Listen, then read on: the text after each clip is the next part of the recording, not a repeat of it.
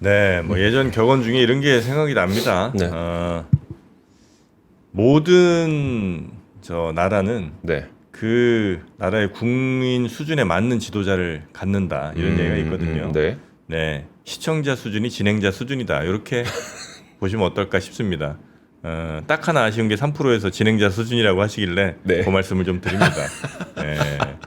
여러분 진행자가 좀 아쉬웠다면 혹시 여러분은 아니었을까 그 원인이 그렇게 한번 또 생각해 보시는 건 어떨까요? 역지사지 부탁드리겠고요. 네. 그럼 자, 박병창 이사님 한번 모시겠습니다. 모셔보도록 하겠습니다. 어서 오십시오. 어서 예, 오세요. 안녕하십니까. 네, 네. 반갑습니다. 모기 싫어하시죠? 예? 모기 모기요? 싫어하시잖아요. 아, 그럼요. 네, 벌레 퇴치기 요거 있으셔야 아. 됩니다. 오늘 그거 네. 빨았습니까? 바닥 깨끗한 거 좋아하시죠?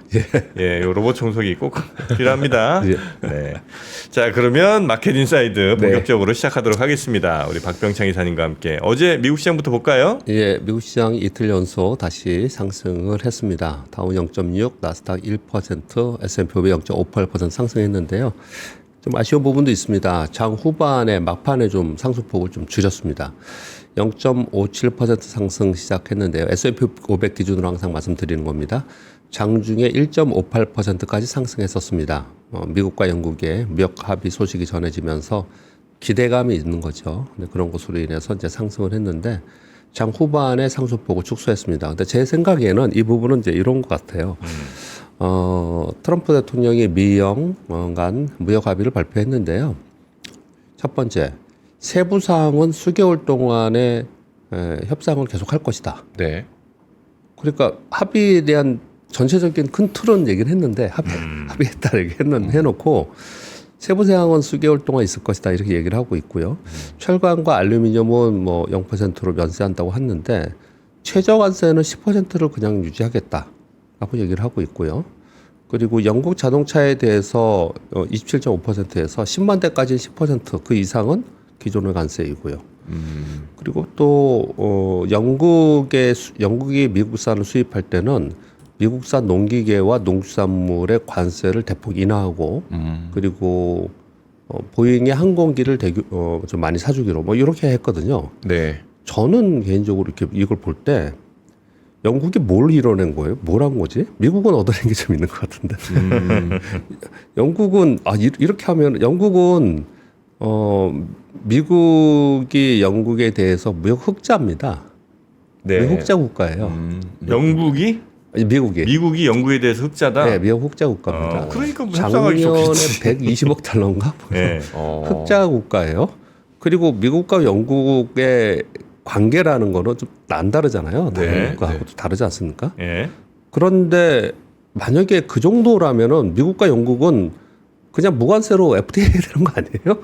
그러니까 뭐 거의 그 정도의 관계이고 그 정도 수준인데 여기야 뭐 협상할 때 문제가 별로 없겠지 뭐. 근데 최저 관세 10%이고 예. 그리고 영국에 대해서는 뭐 10만 대까지 자동차 10% 해놓고 그리고 미국산에 대해서는 원래도 낮은 관세였는데 더 낮게 했고 농산물은 뭐 1%가 2%까지 낮추고 네. 뭐 이렇게 이걸 협상을 했다라는 거예요.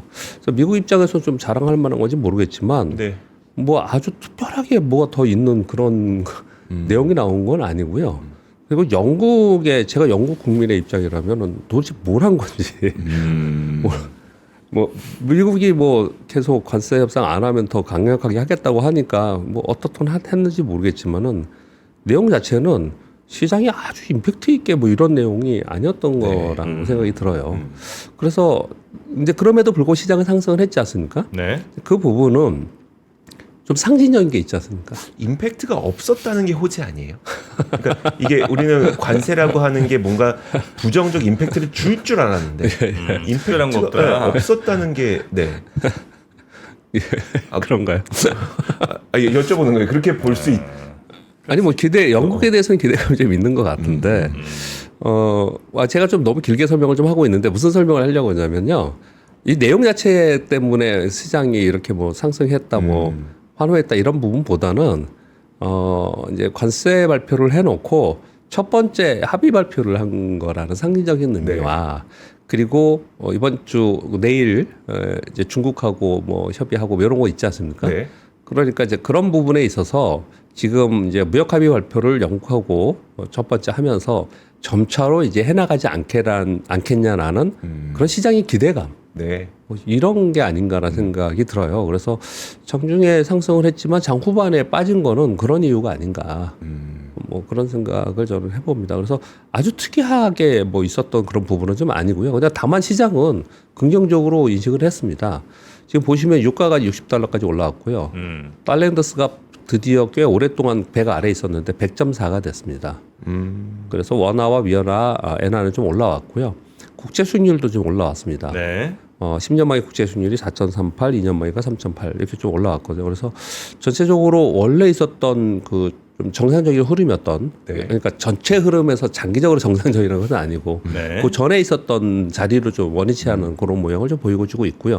그 전이라 하면 무역 관세부가 한 전에 네. 그런 내용이 좀 돼 있고요. 그리고 비트코인도 많이 올라왔습니다. 비트코인 다시 올라왔고요. 그리고 특징적인 것은 러셀 2000 지수가 1.87% 올랐고 다운송 지수가 2.5% 올랐어요. 그러니까 이런 것들을 보면은 이 관세가 그래도 미국과 영국의 무역 합의를 했다라는 부분들을 시장에서는 긍정적으로 영향을 주었다 이렇게 볼 수가 좀 있겠고요. 그리고 또 하나는 어제 필라델피아 반도체 지수가 1% 올랐는데요. 엔비디아가 0.26%뿐이 못 올랐습니다. 네. 그런데 마이크론 3%, 뭐 인텔, 뭐 그 나머지의 그 반도체 부품들 이런 쪽들은 한 3%씩 올랐어요. 그래서 엔비디아를 제외한 나머지 반도체주들이 오히려 더 상승하는 그런 특징을 좀 보였습니다. 네. 그런 정도 특징이었고요. 네. 전반적으로는 뭐 무역 합의에 대해서 시장은 좀 긍정적으로 보려는 노력을 많이 하는 시장이 아니었나 그런 생각을 좀 합니다. 네. 어제 우리 시장이 조금 아쉬웠습니다. 대표적으로 하나만 딱 말씀드리면 SK 하이닉스가 2.73% 시작했어요. 시가가. 네. 왜냐하면 이제 그 반도체 5월 15일 날 차등 통제한다라는 네. 부분들 이제 안 할 거다 이 내용과 함께 올랐는데요. 종가가 마이너스 0.26%에 마감했습니다. 그 얘기는 아침에 시작을 했다가 좀 좋은 분위기로 시작했다가 매물 맞으면서 빠졌다는 얘기입니다. 그래서 어제 그래서 좀 아쉬운 상황이었지만 그래도 코스피는 0.2%, 코스닥 0.9% 올랐습니다. 그리고 또 한 가지의 특징은 내용은 잘 모르겠습니다. 그런데 0.29% 시작해서 장중에 상승하다가 외국인들이 선물 매도 그리고 비차익 프로그램 매도가 막 집중적으로 나오면서 시장이 상승폭으로 하락하는 그런 모습 보였거든요. 장중에 제가 보니까 2시 좀 넘어서 2시 반까지 한 6,100억까지 비차익 프로그램 매도가 있었어요. 네. 근데 막판에 어저께 선물 보시는 분들은 아시겠지만 시황 보시는 분은 막판에 선물이 막 급락했어요. 선물이 막 떨어지기 위해서 선물을 매도를 했거든요. 외국인 매도가 나오면서 시장이 선물 하락을 했는데 그리고 나서 종가에 보니까 끝나고 나서 비차익 프로그램 매도가 4,249억으로 끝났어요. 그러면 한 1,500억 정도를 산 거거든요. 네. 누가 샀냐 봤더니 외국인이 샀더라고요. 외국인들이 종가 이전에는 순매도였거든요. 네. 순매수로 전환했어요. 그래서 이거는 무슨 이유가 있나로서 이제 저도 생각을 하면서 어저께 끝나고 나서 이렇게 좀 찾아보고 그랬는데요. 특별한 이유가 지금 저는 뭐 그 부분은 없는 것 같고 외부 이벤트는 없는 것 같고 네. 파생상품 연계된 거래가 어저께 하나가 있었지 않는다 생각이 들어요. 지금 무슨 표현이냐면 외국인들이 선물을 매수하다가 막판에 선물을 막 매도했어요. 그러니까 지수가 팍 빠지잖아요. 그런 상황 속에서 지수가 빠지는 상황에서 밑에서 외국인들이 한 1,500억 정도 밑에 샀다라는 거예요. 네. 그러니까 포지션들을 일부 리밸런싱 또는 뭐 차익 실현 뭐 이런 부분들이 어저께 좀 나타나지 않는다 생각이 들어요. 이 부분 때문에 어제 막판에 선물이 좀 빠졌거든요. 그래서 네. 분위기가 좀 좋지 않았어요. 그래서 한 2시 반 이후에 좀 빠졌는데 이거는 파생상품 연계된 거래로 인해서 수급적으로 인해서 그런 일이 벌어지지 않았나라고 생각해요. 사실은 이런 거 몰라도 네. 제가 얘기 안 했으면 그냥 그런가 보다 지나가고 미국 시장 영향 받으면서 그렇죠. 오늘 네. 그랬을 텐데 시장을 보는 사람의 입장에서 볼 때는 어제 좀 특이한 거래가 막판에 좀 있었습니다. 그래서 좀 말씀을 좀 드리겠습니다. 그리고 실적 발표 지금 우리나라 계속 하고 있습니다. 개별 종목 실적 발표하고 있는데요. 조선 쪽이 좋고요. 방산이 좋고 화장품이 좋아요. 그래서 화장품은 어저께도 아침에도 말씀을 드렸지만 어제 화장품 종목들 중에 APR은 28.8% 올랐고요. 코스맥 12.4%가 한국콜만 5.4%, 실적이 다들 좋게 발표를 하고 있고요. 방산주들 실적 좋게 발표하고 있습니다. 네. LG 넥스원도 10.7% 올랐고요.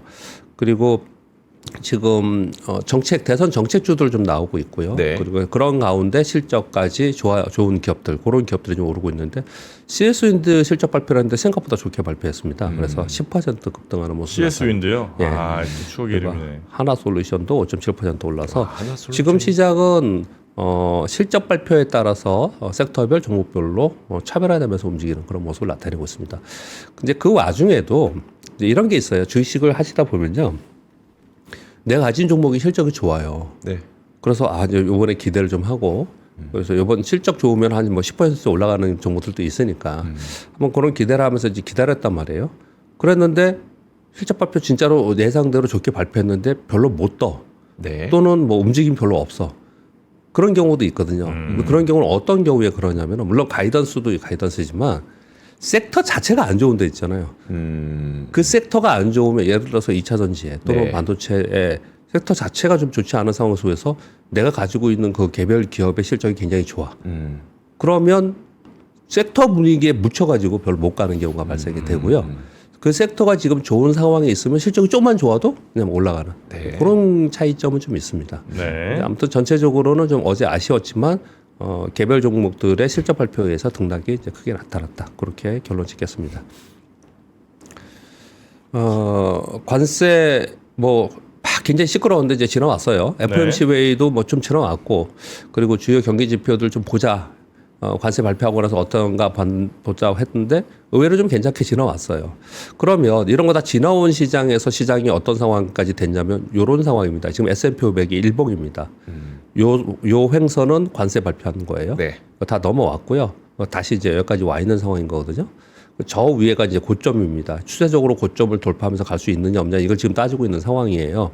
이런 상황 속에서 만약에 악재가 있다면 지금 생각하는 악재는 뭡니까?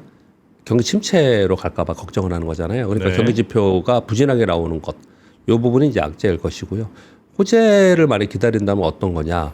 그럼 관세 협상이 되는 과정 속에서 그 이후에 본격적으로 경기 부양 정책이 나오면 이제 호재가 될 수 있겠죠. 근데 이 두 개 다 지금 불확실성이지 않습니까? 그러니까 제가 파월 의장의 얘기를 어저께 새벽에 한 얘기를 다시 또 한번 적어왔습니다. 스태그플레이션은 우려가 있어. 그래서 금리를 신중하게 결정할 건데 지금 관세 역량이 예상보다 크고 불확실한 건 맞아. 그렇지만 그 역량이 명확하게 지기를 기다릴 수 있는 만큼 경제 지표들을 보니까 경제 상황이 괜찮아. 네. 그러니까 나는 아무것도 안 할 거야. 그게 시장에 그대로 적용될 가능성이 굉장히 높다라고 생각을 한다는 거예요. 그러니까 시장도 금리 결정 나는 지금 어떻게 될지 불확실하니까 나는 아무것도 안 해. 네. 그럼 시장도 어느 방향으로 나는 가지 않을 거야라고 네. 하면서 잡긴 어렵겠네요. 종목별로 움직일 가능성이 상당히 있는 거고요. 지금 이거 일봉을 보여드렸는데 요거는 S&P 500의 주봉이거든요. 이 주봉 보면은 이렇게 추세적으로 상승하다 이걸 지금 추세를 깨고 내려온 거지 않습니까? 네. 다시 한 이쯤 왔어요. 여기서 힘차게 다시 신고가를 내면서 만약에 간다고 한다면 단기간에 그렇게 갈 수 있는 부분은 좀 아니다라는 생각이 들죠. 이렇게 보시면 이 차트 보시는 분은 대부분 그렇게 생각을 하실 거예요. 그러면 이제부터는 당장은 아니고 이제 하반기를 기다려야 되는 상황이 되지 않을까 이렇게 생각을 합니다. 그런데 이제 다시 한번 말씀을 좀 드려볼게요. 제가 이제 트럼프 대통령 취임하고 나서 1월 달에 그리고 이제 4월 달에 몇 차례 걸쳐서 말씀을 드리는 내용이 뭐였냐면요. 2018년도에 트럼프 대통령이 1기 때 관세를 통한 무역 전쟁, 네. 2017년도에 취임했고요. 2018년도, 19년도에 어떻게 움직였나 미국 시장이 요걸 계속 말씀드린 네. 바가 있습니다. 관세로 인해서 폭락했다가 다시 원위치했다가 그리고 또 뭘 발표하면 빠졌다가 다시 올라왔다. 근데 그때는 찔끔찔끔 발표를 했어요. 네. 관세 발표를 단계적으로 했습니다. 단계적으로. 근데 이번에 그냥 한꺼번에 했잖아요. 네. 한꺼번에 내려왔다 지금 올라온 거거든요. 그리고 나서 9월 이후에 미국 시장이 빠졌어요. 근데 그 9월 이후에 연말까지 빠진 건 왜 빠졌냐? 관세 때문이 아니라는 거예요. 금리 인상을 했어요. 그때는. 네. 근데 이번에는 지금까지는 2018년도하고 비슷하게 움직이고 있습니다. 그 폭이 큰 거예요. 변동성이 네. 훨씬 큰 것이 비슷하게 움직이고 있거든요. 그런데 하반기에 만약에 감세 정책이나 금리 인하 정책이 나온다면 2018년도하고 상반기엔 비슷하게 움직이지만 하반기에는 기대해 볼 수 있는 것도 있다. 그렇겠네요. 그렇게 좀 그렇겠네요. 생각을 해볼 수가 있어요. 네. 네. 그러니까 시장은 그걸 기다리는 불확실성에 일정 정도의 과도기에 지금 들어갈 가능성이 있다. 네. 이렇게 설명을 좀 드리는 거고요. 우리 시장 역시 지금 중소형주 실적 발표를 많이 하고 있기 때문에 이제 우리 시장은 중소형주의 섹터별로 종목 장세가 지금 이루어지고 있는데 우리 시장 차트를 한번 볼게요. 이거 우리 시장의 일봉입니다. 코스피 일봉. 관세 발표 직전에 우리 시장은 박스권에 있었어요. 이렇게. 네. 이 박스권에 있다가 여기서 폭락한 거지 않습니까? 그랬다 여기 지금 안에 들어왔잖아요. 네. 그래서 상당 부분 오랫동안 여기에 있을 가능성이 있다. 적어도 5월은 이 안에 있지 않을까라고 제가 이제 5월 시황을 말씀을 좀 드렸어요. 근데 여기서 지금 보면은 이제는 양봉 음봉이 크지 않죠. 거의 뭐 점으로 가지 않아요. 점으로 움직이잖아요. 네. 그러니까 이제 변동성은 많이 줄어든 상태입니다. 이 상태에서 2650포인트를 돌파하면서 심차게 갈 수 있느냐 없느냐 이게 주봉이에요. 지금 1, 2, 3, 4, 5주간 그래도 양봉을 내고 있는 거거든요. 연속 상승이네요. 네, 그러니까 좀 주춤은 하겠죠. 그런데 아까 미국의 주봉하고 이게 S&P 500의 주봉이에요. 얘를 이만큼 올라왔다가 폭락했다가 지금 올라온 상태잖아요. 네. 요거하고 우리나라의 주봉하고의 비교를 해봤을 때 우리나라에서는 직전은 고점을 돌파 트라이를 할 개연성이 상당히 있습니다. 있어요. 왜 그렇게 보냐면요. 첫 번째, 요 차트를 한번 보세요. 참 답답한 차트 하나가 있습니다. 뭐예요, 이게 삼성전자입니다. 삼성전자네요. 삼성전자가 이게 작년 11월이에요, 여기가요. 이 삼성전자 시가총액 1인 삼성전자가 이러고 있으니 지수가 힘차게 못 가는 거예요. 그렇지만 방산주나 조선주나 막 신고가 내고 역사 신고가 내고 가는 종목들 하나 에어로니, LA 덱소니 뭐 있습니다. 네. 그리고 화장품도 올라가고 있고 그렇게 올라가는 종목들이 분명히 지금 있어요. 근데 걔네들이 올라가면서 걔네들이 시가총액이 올라가면서 지수가 이만큼 좀 올라가 준 거거든요. 네. 근데 그런 가운데 그동안에 맥을 못 추던 이런 종목들이 좀이라도 움직여주면 우리 시장은 좀 가볍게 움직일 수 있는 부분이 한 가지가 있고요. 두 번째, 우리 시장이 이렇게 움직이는 동안 2025년도에 상반기에 우리나라는 무슨 일을 겪었습니까? 정치적 불확실성을 어마어마하게 겪었고 네. 그리고 경제 정책이나 뭐 그런 정책들이 거의 없었습니다. 그런 것들이 2월 3일 날 대선이 끝나고 나면 이제 하반기에 들어가면서 정책들이 나오고 그리고 이번 추경에 대해서도 빠르게 집행을 하겠다는 지금 얘기를 하고 있지 않습니까? 네. 그러니까 우리 시장은 안 좋은 걸 반영한 상태에서 그런 상태에서 그래도 일부 종목들이 섹터들이 올라오면서 여기서 지금 버티고 있는 상황이라서 여기서 조금만 정책적이라든지 아니면 섹터에서 보탬이 되면은 가능성이 좀 있는 시장으로 좀 보여져요. 지금 보면서는. 말씀 들어보면 미국도 하반기 기대해 볼 만한 거리들, 예. 그다음 한국도 하반기 기대해 볼 만한 거리들이 예. 있는 상태네요. 그런 거리는 지금 있는 상태이죠. 그게 지금 관세로 인해서 4월에는 막 무너져가지고 막 정신이 없었는데 네. 지금 분위기는 좀 그렇게 된 상태인데 지금 당장 그걸 바라보고 뭐 할 수 있는 부분은 아니라는 말씀을 드리는 거예요. 네. 지금은 올라온 폭들이 있기 때문에 네. 올해는 좀 개별 종목으로 좀 과도기를 지나지 않을까 그렇게 말씀을 드리는 겁니다. 오늘 금요일에서 차트를 좀 보여드렸고요. 네. 뉴스 몇 가지 말씀드리겠습니다.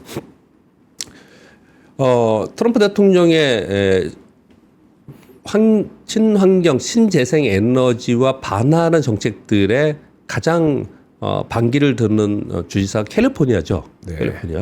캘리포니아주, 콜로라도주, 워싱턴주 등 대부분 뭐 민주당 좀 성향의 그런 주들인데요. 17개 주에서 합동으로 트럼프 대통령의 전기차 인프라 확장 중단에 대한 반발하는 소송을 제기했다고 합니다. 네. 캘리포니아 주지사 및 주 법무장관 이름으로 연방법원에 소송을 제기했는데 내용은 이제 그 여러 가지 중에서 트럼프 대통령이 뭘 했냐면요. 전기차 충전소 확장 사업을 바이든 대통령 때 여기서 보조금 주면서 이거 지금 했었거든요. 네. 요 사업을. 근데 요것을 중단 지침을 내렸어요. 그래서 이게 위법이라고 연방법원에 이제 소송을 제기를 했습니다. 네. 그래서 이런 부분들이 어떻게 되는가 좀 살펴볼 문제인 거고요. 그리고 캘리포니아 주지사의 워딩을 좀 적어왔습니다. 전기차 인프라를 위한 자금 지원을 하지 않으려는 트럼프의 불법 조치는 트럼프가 중국에 주는 또 하나의 선물이다. 어떤 의미로 이렇게 얘기하는지 아시겠죠? 왜냐하면 이 신재생 에너지, 뭐 전기차 이 부분은 중국은 어마어마하게 성장하고 있어요. 지금 네. 자율주행도 그렇고 전체적으로 그런데 이 부분에 대해서 트럼프 대통령이 지원을 지금 중단하려는 정책을 계속 하고 있기 때문에 미국 내에서는 그 반발이 일어나고 있고 그리고 주 정부에서도 이것을 연방법원에 이제 소송을 제기했다 이런 내용들이 좀 있습니다. 네. 그런 흐름이 있다는 말씀을 좀 드리겠고요. 그 미쓰비시 있잖아요, 일본에 미쓰비시에서 이제 좀 상대적으로 어렵잖아요, 미쓰비시가. 근데 이제 대만의 폭스콘 애플을 만드는 폭스콘에 하고 둘이 합작으로 미쓰비시 전기차 생산을 대만 폭스콘에서 할 것이라는 발표를 했습니다. 오. 대만에서 설계하고 생산해서 2026년 하반기부터 호주와 뉴질랜드에 출시한다라는 발표를 좀 했습니다. 이런 뉴스가 있었고요. 폭스콘도 자기 전기차 만들고 싶어 했었던 예, 기업인데. 예. 그러니까 여기도 이제 상당 부분 또 많이 뭐라 할까요? 업계가 좀 달라질 가능성이 좀 있어지는 거예요. 예, 그런 부분들이 좀 있고요. 지금 여기는 거의 대부분 그냥 중국이에요. 지금 테슬라 빼놓고 다 중국이에요. 여기는 지금 그런 상황에 있습니다. 그래서 연계해서 이 두 가지 뉴스를 저는 가져온 거고요. 그리고 중국이 15조 원 정도 한국 원화로 투자해서 AI 생태계 구축을 한다는데 뭐 이 자체에 뭐 이 정도 돈으로 중국 투자하는 거 뭐 일반적이지 않습니까? 큰 것도 아니고 금액이. 그런데 내용이 엔비디아 반도체 없이 자국산 기술만 활용해서 AI 생태계를 구축하겠다.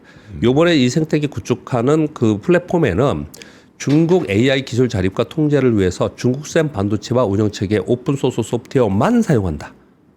그래서 양적 컴퓨팅과 바이오 등의 혁신 장려에 최대 1,000만 위안 보조금 지원, 데이터 센터와 AI 스타트업에 최대 2,000만 위안 보조금을 지원해서 중국의 기술만 가지고 요 그룹에서는 지금 그러니까 이게 지금 여기 중국에 보면은 베이징 근처에 기술 집약 단지가 있거든요. 그 단지에 이 금액을 투자해서 중국산 제품, 기술, 제품, 운영 체계 이것만 가지고 해보자라는 걸 요번에 시도를 한다. 이런 뉴스가 좀 있었습니다. 네. 그리고 BMW CEO가 좀 긍정적인 얘기를 좀 했습니다. 어떤 얘기를 했냐면 자동차 관세 7월부터 내릴 것이다. 라는 워딩을 했는데 무슨 얘기냐면요. 4월 18일 날 트럼프 대통령이 직접 만나서 관세 문제, 자동차 관세 부과했었잖아요. 이거 논의한 사람이 몇 명 안 되는데 BMW CEO가 트럼프 대통령 만난 사람이거든요. 근데 그때 만난 내용을 얘기를 한 거예요. 미국 행정부의 수입자 관세는 관세 25%는 일시적이며 오늘 7월부터는 인하될 것이다. 막부에서 많은 협상이 진행 중이다. 그래서 우리 BMW 측에서는 자동차 관세가 2분기 실적에 영향을 미칠 것이라고 생각을 하지만 미국 사업은 여전히 성장할 것이며 연간 전망도 낮추지 않고 그대로 유지할 것이다. 이런 발표를 했어요. 그래서 그쪽하고는 뭔가 지금 뭐 계속 얘기를 하고 있다는 거를 뉘앙스를 준 거예요. 시즌 BMW CEO 그런 표현을 좀 쓰고 있습니다. 태국 정부가 미국의 알래스카 LNG 기업 사업에 참여하기로 했다라고 발표가 지금 되고 있고요. 태국 정부에서 국영 에너지 기업 두 곳에 미국 측의 실무 협상을 이제 시작했다라는 이제 발표가 있었습니다. 내용은 공동 개발하고 LNG 수입을 매년 최대 500만 톤 정도에 수입하는 논의를 지금 진행을 하고 있다. 이렇게 얘기를 하고 있습니다. 그리고 6번 아까 전해주신 것 같아요. 롯데랑 메가박스 합병한다는 거. 롯데시네마하고 메가박스하고 여기 합병을 하면요. 오프라인 영화관도 1위가 되고 CJ CGV가 1위잖아요. 얘 둘이 합병하면 이게 1위가 되고요. 그리고 여기에 보면 플러스 M 엔터테인먼트, 롯데 엔터테인먼트 이게 배급사거든요. 배급도 1위가 되는 거예요. 같아요. 배급도. 근데 여기 보면 이렇게 써 있잖아요. 합병으로 손익 개선, 재무 건전성 확보, 경쟁 구도 완화로 경쟁력 확보하겠다 그러는데 이건 말이고요. 어려우니까 그렇겠죠. 어려웠으니까. 어려웠으니까 이제 그렇다. 근데 이제 아마 매우 가깝게 있는 두 극장이 있으면 그좀 합치겠군요, 그냥. 왜냐면 똑같은 회사께 그죠. 가끔 보면 그런 데 있잖아요. 뭐 어디 홍대라든지 좀 인기 있는 지역 같은 데는 세 극장이 다 있잖아요. CGV, 메가박스, 롯데. 맞아요. 그러니까 그런 경우에 메가박스, 롯데 정도는 합칠 가능성이 좀 높겠다. 그러니까 영화관도 보면은 저런 자리에 저런 영화관이 있어 하는 정도의 그런 영화관도 꽤 있어요. 보면은. 우리 그 편의점도 그렇잖아요. 편의점이요? 편의점 시골길에 이렇게 가다 보면 저 자리에 편의점에 있으면 그렇죠. 그런 생각 드시죠. 저게 장사가 되나? 어떻게 유지가 되지? 그런 말이 있잖아요. 이제 그런 부분들을 이제 구조조정이 일어나는 거죠. 우리나라에 이런 얘기들은 뭐 어떤 의미로 받아들여야 되면 전반적으로 구조조정이 좀 일어나고 있는 상황으로 좀 이해하셔야 될 것 같습니다. 근데 진짜 뭐 아까도 잠깐 얘기는 했습니다만 뭔가를 내가 보기 위해서 기다린다는 거를 사람들이 이제 또 안 하는 것 같아요. 예, 내가 필요할 때 4시간에 맞춰서 뭐 무슨 영화든 드라마든 내가 왜 드라마 들으니까 요즘 다 그냥 한 번 싹 릴리즈 해버리고 다 그냥 내 필요할 때 막 보잖아요. 한 번에 다 보기도 하고. 그러니까 이렇게 기다린다는 것 자체가 이제 사람들이 그걸 못 견디는 것 같더라고요. 진짜 근데 그렇게 바뀌는 것도 참 특이하고 이상하죠. 네. 사람들이 바뀐다는 거는. 그리고 그것도 있는 것 같아요. 긴 영상을 못 보는 것 같아요. 그것도 뭐 그렇죠. 예, 2시간짜리 이거 2시간짜리를 못 보고 그거 다 이제 그냥 유튜브에서 그 뭐 10분 요약 그래서 이런 걸로 보고 맞아. 결말 포함 영화 네, 결말 포함으로. 그래서 우리가 주의할 점이 그런 것 같아요. 제가 뜬금없이 그 말씀을 하시니까 뜬금없는 말씀을 좀 드리면 살다 보면 집단 최면에 걸리거나 집단적으로 속는 경우가 많이 있는 것 같아요. 그게 마치 맞는 것처럼. 네. 근데 아닌데 나는 나고 네. 나는 내 삶을 살면서 나는 그냥 내가 원하는 걸로 내 성향대로 살면 되는데 근데 집단적으로 우리가 왜 그 국가가 전 국민을 속이는 그런 것들 많이 있었잖아요. 제가 역사 보면은 되게 많이 있었잖아요. 네. 근데 가만히 생각을 해보면 지금 맨날 우리 관세 얘기를 했지만 미국이 뭐 하는 정책들이나 이런 거 보면은 미국이 그렇게 해놓으면은 우리가 마치 다 따라야 되고 그리고 그게 정답이 돼야 되고 막 이렇게 그렇게 되는 거죠. 네. 네. 살면서 그렇지 않는 자신만의 삶을 사는 게 정말 중요한 건데 그게 잘 안 되니까 그렇죠. 그런 것 같아요. 네. 근데 미국 얘기를 뭐 시간 제가 조금 남아서 미국 얘기를 좀 하면 화면 2개 재밌는 걸 네. 가져왔는데요. 이 첫 번째 화면은요. 이 막대 그래프가 뭐냐면 미국의 기업들의 바이백의 규모입니다. 이게 지금 2025년 5월 2일까지의 자료거든요. 5월까지만. 5월까지의 자료거든요. 이거 지금 계획입니다. 산 건 아니고 5월까지. 예. 계획까지 포함해서. 네. 역대급으로 지금 미국의 기업들이 바이백을 하고 있어요. 야. 그러니까 제가 왜 이런 얘기를 하냐면요. 미국이 주가 굉장히 좋고 EPS 계속 올라가고 막 그러잖아요. 네, 네. 그러지 않습니까? 하니까. 네. 바이백 해가지고 주수가 없으시는데 주수를 줄이는데 네. 그래서 우리는 진짜 이런 걸 막 깊이 있게 고민해야 됩니다. 네. 그래서 앞으로 주의할 점도 하나가 있어요. 제가 어떤 이렇게 뉴스를 할 때 정프로님이 그거는 그렇게 매출이 늘어난 거는 물가가 올랐으니까 그렇게 말씀 가끔 하시잖아요. 네. 앞으로 지금 만약에 관세나 이런 걸 통해서 물가가 올라간 상태에서 물가 쉽게 내려가지 않잖아요. 네. 그래서 결국은 왜 짜장면 값이 다시 안 내려간다는 얘기를 하는 것처럼 그래서 주가 지수는 올라간다는 것처럼 매출은 계속 늘 수 있는데 네. 그래서 미국은 EPS를 갖고 얘기를 하잖아요. 주가 그렇죠. 맨날 네. 시작 발표할 때 네. EPS 갖고 얘기하지 않습니까? 그러니까 매출이 는다 하더라도 오피 마진이나 그러니까 영업이익이나 순이익단에서 그렇지 못할 가능성도 상당히 있어요. 앞으로 지금 뭐 한 1년 사이에 그게 굉장히 중요한 부분이고요. 네. 하여튼 뭐 지금 얘기 드리는 부분은 뭐냐면 바이백을 역대 최대 규모로 지금 바이백을 지금 하고 있다라는 얘기는 그만큼 미국의 기업들은 분모에 있는 주수를 계속 줄이고 있기 때문에 네. 이익이 비슷비슷해도 EPS는 계속 올라가요. 올라가죠. 이게 올라갔습니다. 그러니까 주가는 거기에서 반영을 하면서 계속 움직이고 있는 상황인 거죠. 예전에 네. 바이팩하는 기업들의 주식 수를 한번 이렇게 좀 그래프를 몇 개를 이제 뽑아 본 적이 있었어요. 주식 수가 되게 가파른 속도로 줄어들어요. 예. 근데 가파른 속도로 줄어들다 보면은 저는 그냥 농담 삼아서 이러다 주식 없어지겠는데 막 이런 생각까지 했는데 그러면 이제 주가가 올라가잖아요. 그러니까 주식 분할을 합니다. 주식 개수가 한 2배, 3배, 10배까지 올라가죠. 그럼 또 줄여요. 이걸 반복하더라고요. 그러니까 빅테크들이 그렇게 빅테크들이 했습니다. 좀 그렇게 빅테크들이 그렇게 하죠. 네. 중소형제는 그렇게 못하는 건데 우리가 이렇게 따라할 수 있느냐라는 부분은 좀 달라요. 네. 우리가 만약에 기업이 이익이 나서 그걸 가지고 다 바이백한다고 계속 그런다. 아니면 애플처럼 막 돈을 빌려서 바이백한다. 그럼 우리는 우리 정서에서 좀 안 맞을 수 있겠죠. 그렇게 바라는 정도는 아니더라도 우리는 분모에 있는 주식이 계속 늘어나는 거잖아요. 그렇죠. 네. 완전히 다르죠. 그러니까 시장의 흐름 자체가 다르게 만들어지는 가장 기본적인 요인 중에 하나예요. 이 부분이. 네. 아마도 이제 이런 차이점이 있다라는 거고 그리고 우리 정서에 생각해 볼 때 우리 아까 제가 우리가 세뇌당하는 뭐 그게 마치 맞는 것처럼 근데 이게 맞는 것처럼 해도 이게 꼭 맞는가? 뭐 이런 생각도 사실은 곰곰이 생각해 보면 던던으로 계속 주식을 바이백해서 계속 소각시켜서 네. 주가는 올라가고 뭐 이런 행위를 미국은 하고 있단 말이에요. 근데 우리는 그런 적이 없어요. 그런 적이 없습니다. 근데 우리가 주식 투자하는 입장에서 보면은 주식 시장의 투자자의 입장에서는 얘들이 이렇게 해서 좋은 경험을 했으니 네. 우리도 이렇게 했으면 좋겠다라는 표준이 될지 모르지만 어떤 게 정답인지는 뭐 살면서 잘 모르겠다 이런 말씀 좀 드리는 거고요. 네네. 또 하나 보면 재밌는 그림 보여드릴게요. 이게 뭐냐면요. 미국의 미결제 총부채. 그러니까 미국의 부채예요, 부채.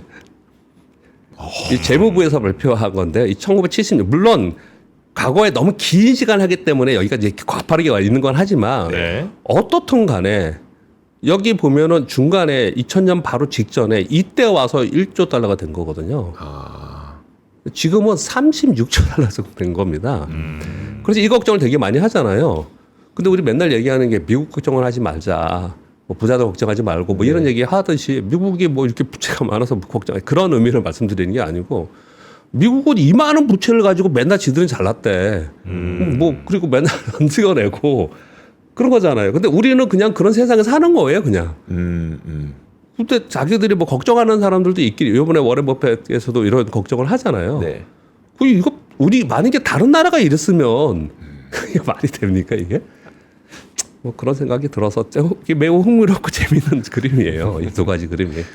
그래서 오늘 한번 가져와봤습니다. 네. 자, 하여튼 뭐 미국의 부채가 불과 뭐 몇십 년 사이에 거의 뭐 20년 만에 35배가 올랐으니. 가장 최근에 한 10여 년의 부채가 역사적으로 있는 부채에 모두 다를 그때 일으킨 거라고 표현을 하거든요. 알겠습니다. 자, 이번 한 주도 네. 우리 박병창 이사님 고생 많으셨고요. 네. 다음 주에 또 건강한 모습으로 뵙도록 하겠습니다. 네. 주말 잘 보내시고 월요일에 뵙겠습니다. 고맙습니다. 감사합니다.